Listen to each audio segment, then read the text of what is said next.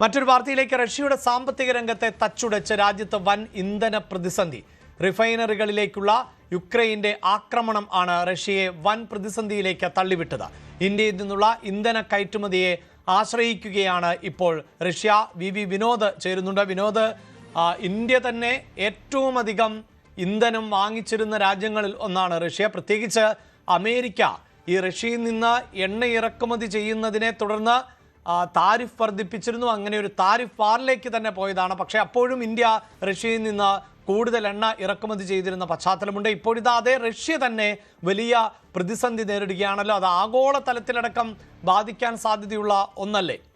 അഭിലാഷ്, കാര്യങ്ങൾ ആകെ മാറിമറിയുകയാണ്. ഇന്ത്യ ഒരു ഘട്ടത്തിൽ ഏറ്റവും കൂടുതൽ ആശ്രയിച്ചത് റഷ്യയാണ്. നേരത്തെ റഷ്യയിൽ നിന്ന് എണ്ണ വാങ്ങിയിരുന്നു. എന്നാൽ അമേരിക്കയുടെ വലിയ തിട്ടൂരമുണ്ടായി. തീരുവ വർധന ഉൾപ്പെടെയുള്ള കാര്യങ്ങൾ പറഞ്ഞുകൊണ്ടാണ് അങ്ങനെ റഷ്യയിൽ നിന്ന് എണ്ണ വാങ്ങുന്നത് തടഞ്ഞത്. പിന്നീട് ഇറാനുമായുള്ള യുദ്ധം അമേരിക്കയും ഇസ്രായേലും ആരംഭിച്ചതോടുകൂടി ചില ഇളവുകൾ നൽകി റഷ്യയിൽ നിന്ന് എണ്ണ വാങ്ങാം. ഊർജ്ജ പ്രതിസന്ധി മറികടക്കുന്നതിന് അത്തരമൊരു ഇളവ് ഇന്ത്യക്ക് നൽകിക്കൊണ്ടുള്ള ഒരു തീരുമാനം അമേരിക്കയുടെ ഭാഗത്തു നിന്നുണ്ടായി. പക്ഷേ ഇപ്പോൾ റഷ്യയിൽ വലിയ ഇന്ധന പ്രതിസന്ധിയാണ്. ചുരുക്കം ദിവസങ്ങൾ കൊണ്ടാണ് ഈ മാറിമറിയലുകൾ എന്നതാണ് ഏറ്റവും അത്ഭുതപ്പെടുത്തുന്ന കാര്യം. ഉക്രൈനിൽ നിന്ന് തുടർച്ചയായി റഷ്യയിലേക്ക് ആക്രമണം ഉണ്ടാകുന്നു.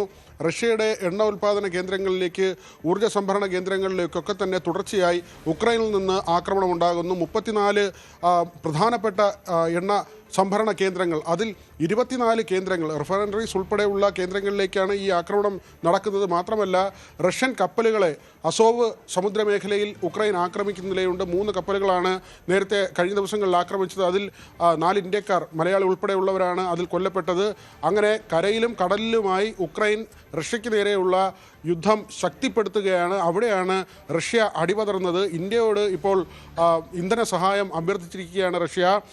അവിടെ 60,000 മെട്രിക് ടൺ ഇന്ധനം റഷ്യയിലേക്ക് കയറ്റി അയക്കുകയാണ്. മറ്റ് ഇടനിലക്കാർ വഴിയാണ്, ഈ സമുദ്ര വ്യാപാരവുമായി ബന്ധപ്പെട്ട് നിൽക്കുന്ന ഡീലേഴ്സ് ഉണ്ട്, അവർ വഴിയാണ് ഈ എണ്ണ ഇപ്പോൾ ഇന്ത്യ റഷ്യയ്ക്ക് കൈമാറുന്നത്. വരും ദിവസങ്ങളിൽ വലിയ പ്രതിസന്ധിയിലേക്ക് റഷ്യ പോകുമെന്ന റിപ്പോർട്ടുകൾ കൂടി പുറത്തു വരുന്നു. ഇപ്പോൾ തന്നെ ഏതാണ്ട് 50-ലധികം പ്രധാനപ്പെട്ട പ്രവിശ്യകൾ, മോസ്കോ അടക്കമുള്ള സ്ഥലങ്ങളിൽ റേഷനായി ആളുകൾക്ക് ഇന്ധനം നൽകുന്ന അവസ്ഥയാണ്. പല സ്ഥലങ്ങളിലും ഇന്ധനം കിട്ടാനില്ല. വലിയ പ്രതിസന്ധിയിലേക്ക് കാര്യങ്ങൾ പോകുന്നു എന്നത് തന്നെയാണ് റഷ്യയെ സംബന്ധിച്ച് ഇപ്പോൾ പുറത്തു വരുന്ന വിവരങ്ങൾ. മാത്രമല്ല, അമേരിക്കയുടെ പിന്തുണ വലിയ തോതിൽ ഉക്രൈന് ലഭിക്കുന്നു എന്ന വിവരങ്ങൾ കൂടിയുണ്ട്. ഈ ഇറാൻ യുദ്ധം ഒത്തുതീർപ്പാകാതെ പോകുന്നതിന് പിന്നിൽ ഇറാൻ കൈയയച്ച് റഷ്യ ഇറാനെ സഹായിക്കുന്നു, ആയുധങ്ങൾ നൽകുന്നു, മറ്റ് സഹായങ്ങൾ നൽകുന്നു. യുദ്ധം അവസാനിപ്പിക്കാൻ റഷ്യ താല്പര്യപ്പെടുന്നില്ല. ഇറാന് അതുകൊണ്ടാണ് ഇത്രയും നാൾ പിടിച്ചു നിൽക്കാൻ കഴിഞ്ഞത്. ആയുധങ്ങൾ ഉൾപ്പെടെ ഉത്തര കൊറിയയും റഷ്യയും ചൈനയും അടക്കമുള്ള രാജ്യങ്ങൾ ഇറാന് സപ്ലൈ ചെയ്യുന്നു എന്നതാണ്. അവിടെയാണ് ഒരു മറുതന്ത്രം എന്ന നിലയ്ക്ക് ഇപ്പോൾ അങ്ങനെ ചില സംശയങ്ങൾ വരുന്നത്. അമേരിക്കയുടെ വലിയ സഹായം, നേരത്തെ ആയുധവും സമ്പത്തും ഉക്രൈന് കൊടുത്തിരുന്നത് കുറച്ചിരുന്നു. പക്ഷേ നാറ്റോ സഖ്യരാജ്യങ്ങൾ വഴി ഇപ്പോൾ അമേരിക്ക ഉക്രൈനിലേക്ക് കൂടുതൽ ആയുധങ്ങൾ എത്തിക്കുന്നു, ഡ്രോണുകൾ എത്തിക്കുന്നു. കാരണം ദീർഘദൂര